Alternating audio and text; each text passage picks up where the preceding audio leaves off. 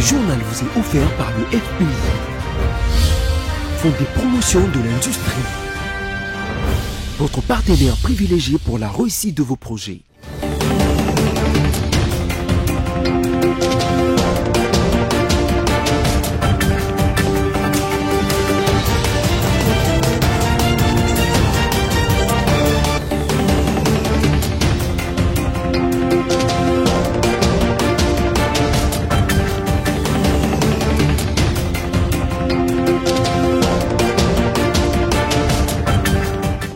Vous nous suivez de partout à travers le pays et à l'étranger. Mesdames, Messieurs, bonsoir et merci de votre fidélité.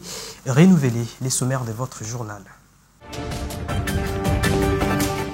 À travers un communiqué, les forces armées de la République démocratique du Congo dénoncent la violation de la trêve humanitaire par les rebelles des M23 qui ont par ailleurs pris le contrôle des villages Nyangé et Mpati à l'est de la République démocratique du Congo.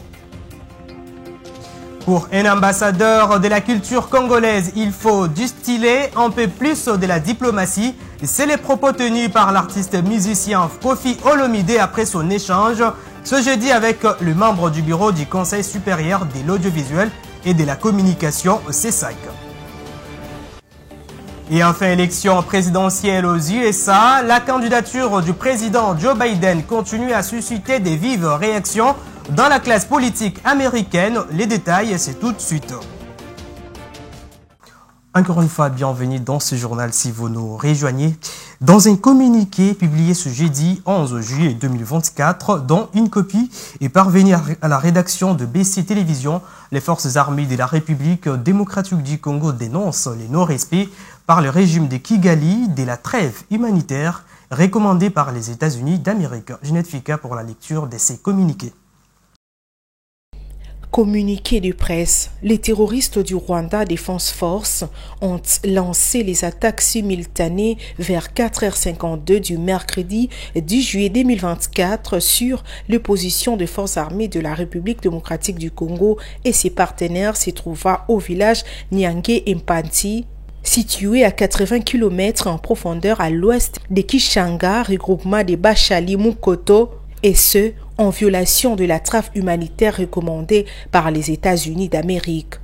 Il s'en est suivi un déplacement massif de population qui a non seulement aggravé davantage une situation humanitaire déjà chaotique, mais aussi causé une entrave au personnel humanitaire pour accéder aux populations vulnérables de cette partie de la province du Nord Kivu.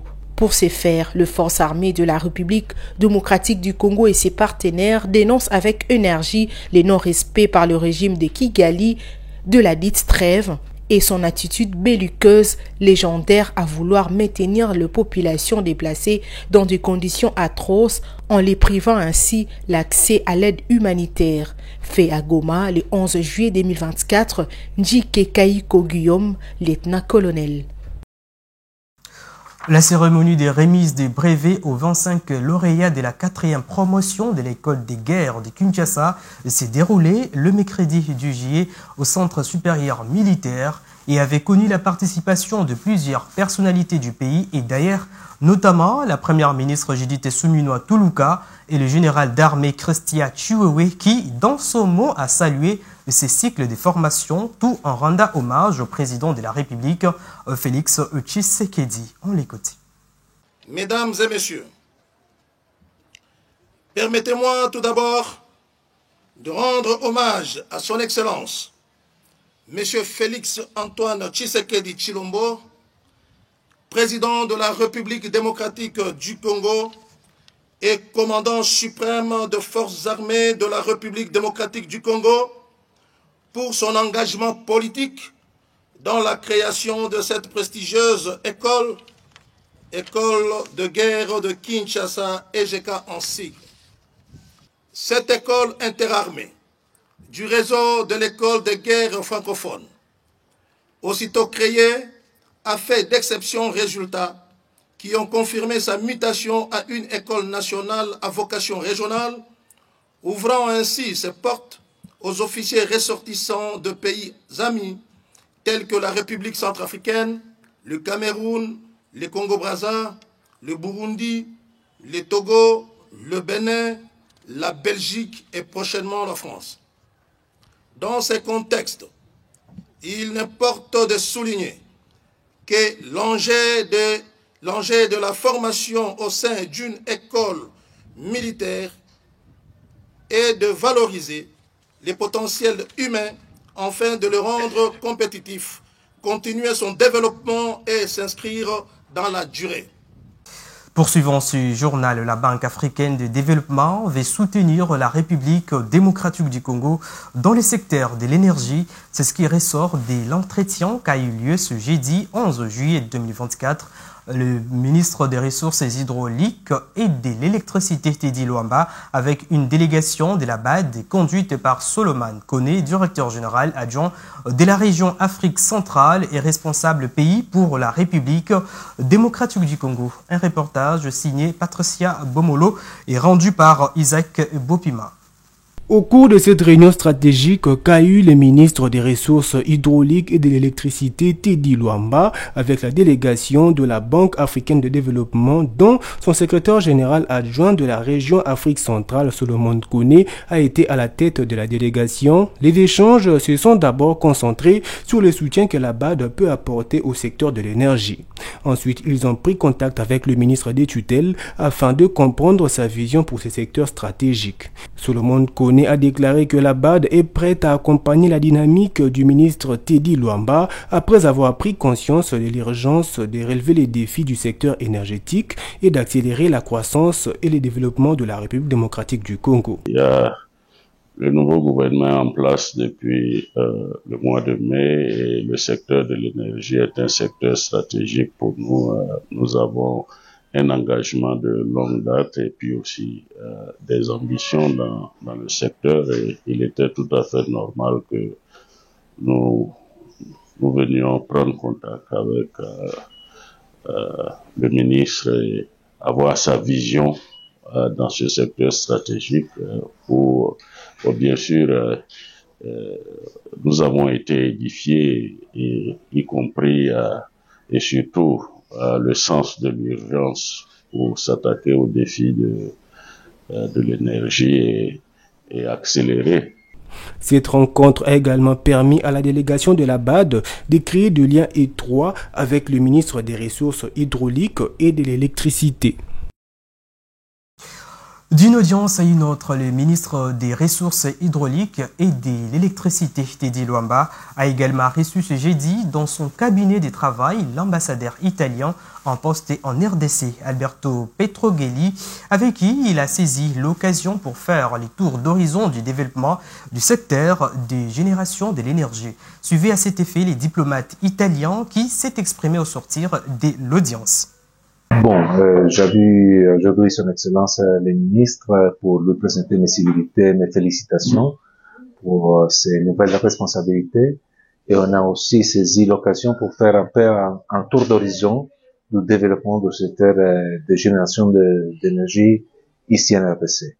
Comme vous savez, les entreprises italiennes ont été vraiment au début de la création d'une infrastructure électrique en RDC avec la centrale hydroélectrique d'Inga qui a été bâtie par les Italiens avec les lignes d'haute tension qui ont desservi la ville de Kinshasa et qui ont amené, et qui amènent même aujourd'hui l'électricité d'Inga jusqu'à Kolwezi dans la région minière du pays. Et donc, à partir de là, on a réfléchi sur comment accompagner les développements actuels, donc le rétablissement des petits centrales hydroélectriques qui sont déjà dans les pays, et aussi les grands programmes de développement et d'élargissement de la centrale d'Inga. Parlons politique à présent. Le secrétaire général de l'Union pour la démocratie et les progrès sociaux, UDPS, Augustin Kabouya, a au cours d'une matinée politique organisée le mercredi du juillet à la permanence de ce parti du chef de l'État, Félix Tshisekedi, fait savoir que la demande d'Eteni Longondo d'organiser un congrès n'est pas dans le but de le faire déchoir, mais plutôt d'attaquer le président de la République. C'était en présence d'une forte délégation de jeunes de ce parti au pouvoir. Isaac Bopima nous en dit plus. Accusé de centraliser le parti autour de sa personne et de mégestion en mettant en péril l'avenir de ce parti présidentiel à l'horizon des élections de 2028, le secrétaire général de l'UDPS, Augustin Kabouya, n'est pas resté silencieux face aux accusations de l'ancien ministre Eteni Longondo. Pour ces leaders de l'UDPS, la situation sécuritaire est primordiale en lieu et place de figer l'attention sur ceux qu'ils qualifient de frustrés. En outre, le numéro 1 de l'UDPS a également dénoncé un complot de bouleversement de la majorité parlementaire en défaveur du président Félix Antoine Tshisekedi. Puisque président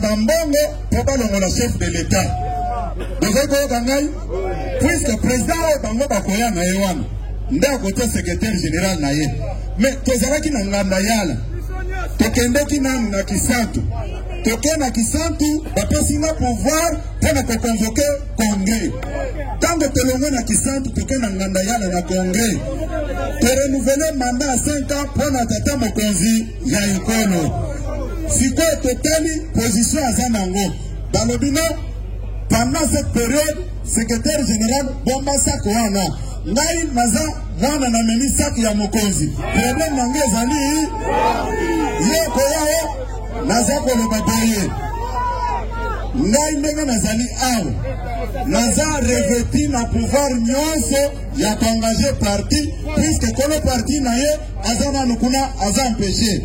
Soulignant par ailleurs qu'Augustin Kabouya a aussi appelé les siens à s'excuser auprès du chef de l'État pour ce qu'il qualifie de faux bruits qui ternissent l'image du parti au pouvoir.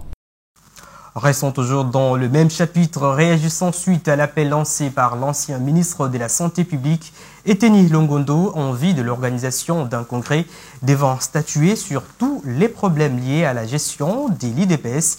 Albert Bouchiri, membre de ce parti politique du chef de l'État, estime que la convention d'un congrès extraordinaire peut tout à fait intervenir quand il y a un problème. On l'écoute au téléphone d'Isaac Bopima. Il a été nommé, investi par un congrès, donc il peut être démis par un congrès. C'est assez simple à savoir. Le congrès où il a été mis, c'était un extraordinaire. Les congrès extraordinaires, on peut le convoquer quand il y a problème. Donc ça, ce n'est vraiment pas un juridisme difficile. Donc, et même ce congrès, là, la façon dont il a été investi, à Mbouelalo, c'était vraiment comment on dit, la triche, hein. On vient, puis ça, ordre du jour, ça, puis moi je prends tout, et puis voilà, fini, taisez-vous, on part. C'était comme ça, hein. Donc, il s'agit pas d'un congrès où tout le monde émettait ses avis. Non. Il s'agit d'une triche, hein. Donc, s'il faut parler congrès, il n'y a pas de mal. Il y a les congrès ordinaires, il y a les congrès extraordinaires. Quand ça ne va pas, on convoque un congrès. C'est ça l'UDPS, hein. L'UDPS, c'est vraiment la pyramide renversée, hein, la base est souveraine. Et sachez également que le gouverneur de la ville-province de Kinshasa, Daniel Bumba Lubaki, a été reçu dans la journée d'hier par la ministre d'État en charge des affaires foncières, Acacia Bandumbola. Leur discussion portait sur sa demande d'appui du gouvernement central concernant l'opération dénommée Coup des poings qu'il compte lancer bientôt dans la capitale congolaise. Suivez. L'autorité urbaine est venue solliciter l'appui du gouvernement central, plus particulièrement celui de la ministre d'État en charge des affaires foncières, Acacia Bandumbola, sur l'opération qu'il va bientôt lancer, dénommée Coup des poings, qui vise à nettoyer la capitale de tous les déchets. Dans son intervention, Bumba Lubaki dit avoir besoin d'un endroit qui servira d'une décharge publique.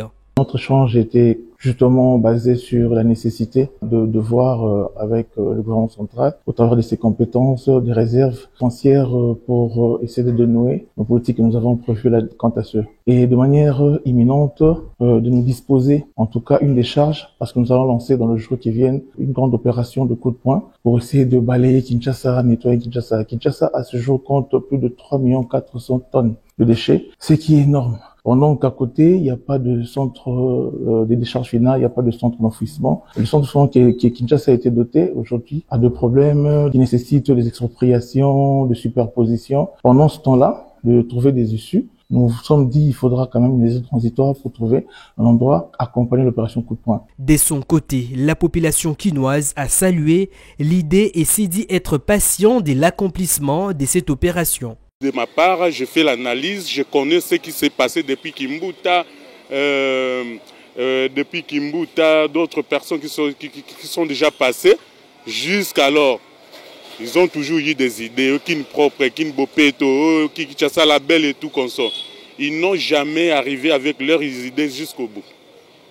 Mais on est en train toujours de regarder si, on observe toujours si ça ira ou pas. Bon, je n'ai rien à dire là-dessus. Des terrassés, c'est bloqué. Il peut même ramasser partout des déchets, tout ça. Mais dans des terrassés, il faut des moyens. Est-ce que les moyens là, le gouverneur a ces moyens-là? C'est une bonne idée.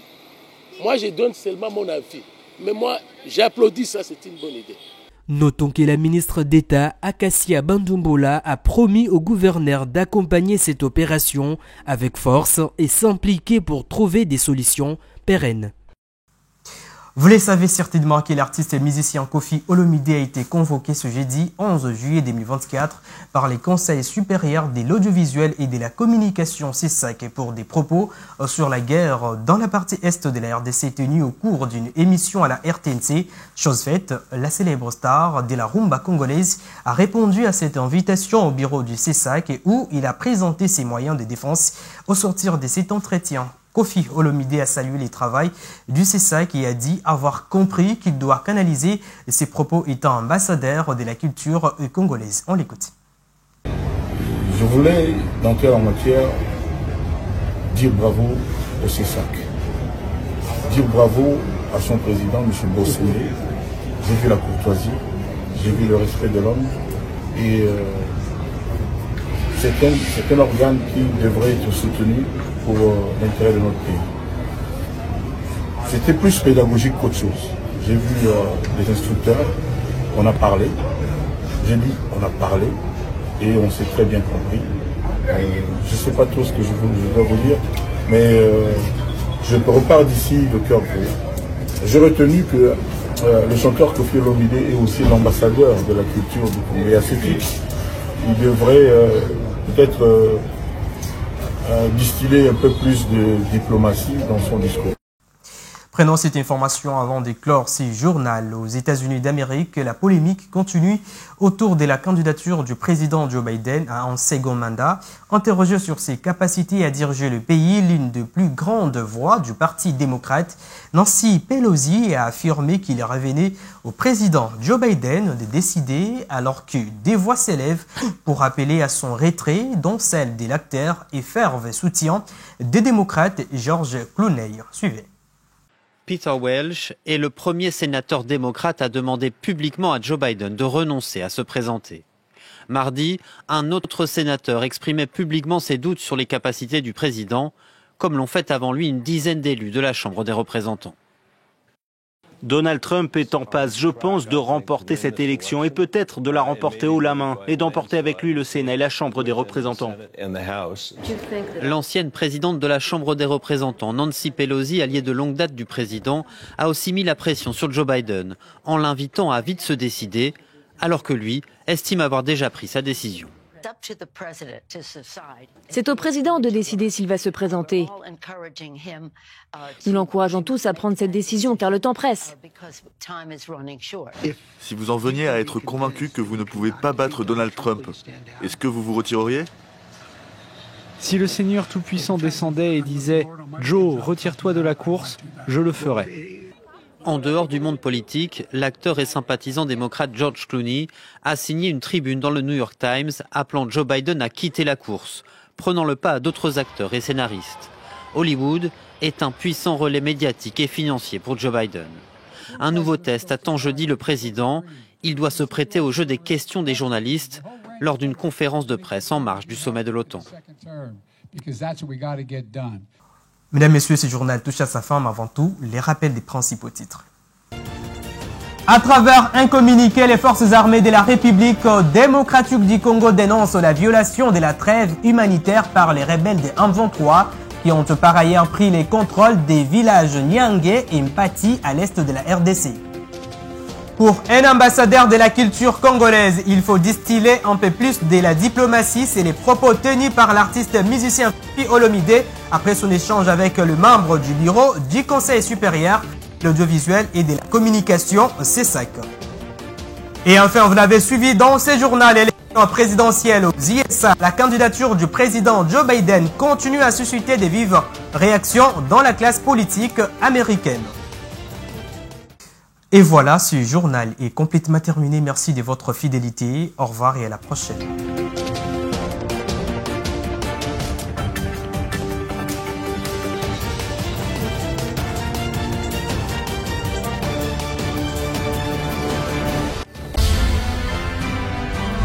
Ce journal vous a été offert par le FPI, Fonds de promotion de l'industrie, votre partenaire privilégié pour la réussite de vos projets.